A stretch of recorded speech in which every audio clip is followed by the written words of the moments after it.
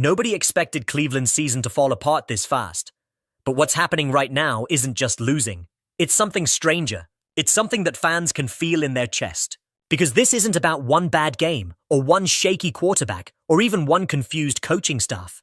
This feels like a franchise deliberately walking into a fire and pretending they don't smell the smoke. And the wild part? The two people standing in the middle of it, Kevin Stefanski and Dylan Gabriel, look like the only ones who can't see the flames. Cleveland didn't just have a rough Sunday. Chaos signed a lease. That Jets game was supposed to be simple, business as usual. Handle a weaker opponent, get out healthy, and keep the season alive. But instead, it turned into another episode of the same sad documentary this fan base keeps living inside. A project called How Much Misery Can One City Absorb Before Something Breaks? Because the Jets aren't a monster. They're not a juggernaut, not a powerhouse, not the kind of team that should send an entire organization spiraling.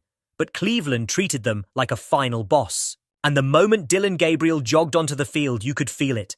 The tension, the hesitation, the quiet panic hidden behind every conservative play call. 6 sacks, more checkdowns than an airport security line, and a passing game with all the danger of a weather report. It felt less like an offense and more like a surrender note.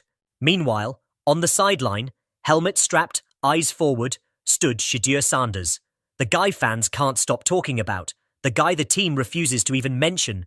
He looked ready. But everyone, including him, knew the call wasn't coming. And then, like clockwork, the post-game answers rolled in. Kevin Stefanski stepped up to the podium, monotone, unfazed, and delivered the exact lines fans have memorized by now. We have to execute better. We'll grow from this. Dylan's our quarterback. It didn't sound like strategy. It sounded like someone reading words taped to the podium. It sounded like a coach protecting a plan instead of protecting his team. Because here's where the story gets uglier.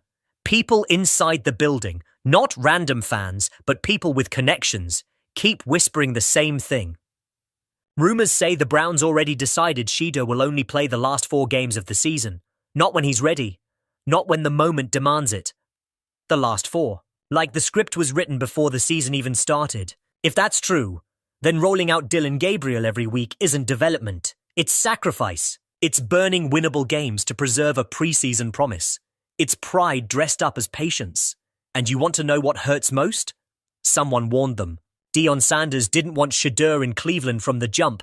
People laughed at him, called it drama, called it overprotective. But look at this situation now, this exact moment, and tell me he didn't see the storm coming. The Browns drafted Gabriel in the 3rd round and branded him a supercomputer, a processing genius, a savant, the future. They sold fans that fantasy so aggressively that the city could recite his scouting report from memory. But they forgot one tiny detail. None of that matters if the kid can't throw outside the numbers or survive behind a shaky offensive line. The receivers can't separate. The run game disappears for entire drives. The protection collapses faster than a folding chair. And through all of it, Gabriel looks exactly how a young quarterback looks when the world hits him too fast, overwhelmed, cautious, and terrified to make the mistake that gets him benched. But he's not getting benched. Not